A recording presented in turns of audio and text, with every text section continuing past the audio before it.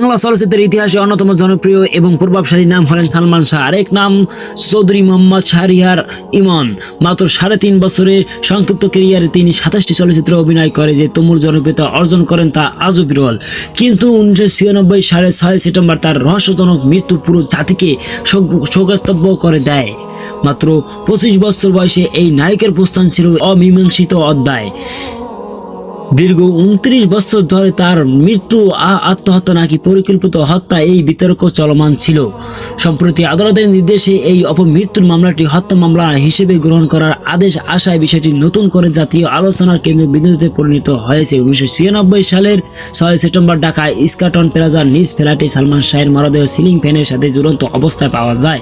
তাৎক্ষণিকভাবে তার সাবেক স্ত্রী সামিরা হক সহ অন্যান্যরা ঘটনাকে আত্মহত্যা বলে দাবি করেন। তবে শুরু থেকেই সালমান শাহের পরিবার, বিশেষ করে তার মা নীলা চৌধুরী এই দাবি প্রত্যাখ্যান করে এটিকে পরিকল্পিত হত্যাকাণ্ড বলে অভিযোগ করে আসছিলেন।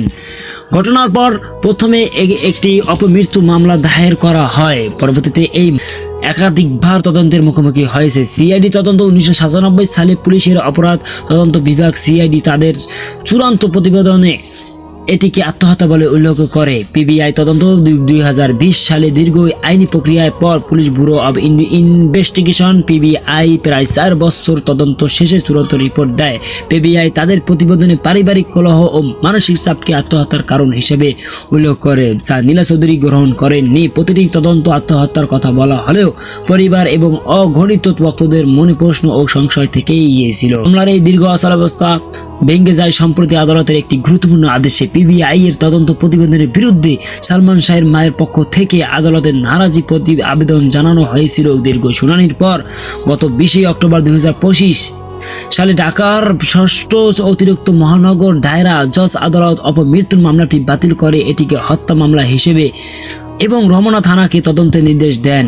আদালতে এই নির্দেশ শোনার পর সালমান শাহের মামা আলমগীর কুমকুমবাদী হয়ে রমনা থানায় আনুষ্ঠানিকভাবে হত্যা মামলা দায়ের করেন, যা বর্তমানে এটি তোলপাড়ের প্রধান কারণ। নতুন করে এই মামলার তোলপাড় সৃষ্টির অন্যতম কারণ হলো মামলার মূল ভিত্তি। আদালত মূলত 1997 সালে রেজবি আহমেদ ওরফে ফারহাদ নামে এক আসামির দেওয়া 164 ধারার জবানবন্দিকে গুরুত্ব দিয়েছে। এই জবানবন্দিতে রেজবি দাবি করেন 12 লাখ টাকার চুক্তিতে সালমান শাহকে হত্যা করা হয় এবং এই চুক্তিকে নায়কের শাশুড়ি লতিফা হক, লুসি এবং অন্যান্য অভিযুক্তরা জড়িত ছিলেন। নতুন করে দায়ের হওয়া এই হত্যা মামলার মোট 11 জনকে আসামি করা হয়েছে, যার মধ্যে প্রধান অভিযুক্ত হিসেবে রাখা হয়েছে সালমান শাহের সাবেক স্ত্রী সামিরা হককে। অন্য অভিযুক্তদের মধ্যে আছেন ব্যবসায়ী আজিজ মোহাম্মদ ভাই ডন সহ আরও কয়েকজন।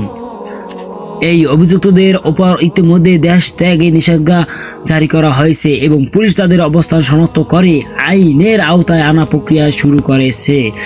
সালমান শাহের মৃত্যু শুধু একটি দুর্ঘটনা নয়, এটি বাংলাদেশের চলচ্চিত্রের কাছে এক গভীর বেদনা ও দীর্ঘদিনের রহস্যের প্রতীক। 19 বছর ধরে আইন ও আবেগের এই টানাপোড়েন অবশেষে হত্যার ধারার মোড় নিয়েছে।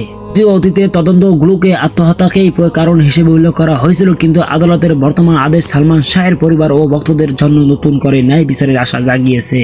এখন দেখার পালা রমনা থানার পুলিশ নতুন করে তদন্তে নেমে এই দীর্ঘদিনের অমীমাংসিত রহস্যের জট খুলতে পারে কি না। এই মামলা কেবল একজন নায়কের মৃত্যু রহস্য ভেদ করার জন্য নয়, বরং বাংলাদেশের বিচার ব্যবস্থার ইতিহাসে একটি যুগান্তকারী ও অধ্যায় রচনা করার ক্ষমতা রাখে।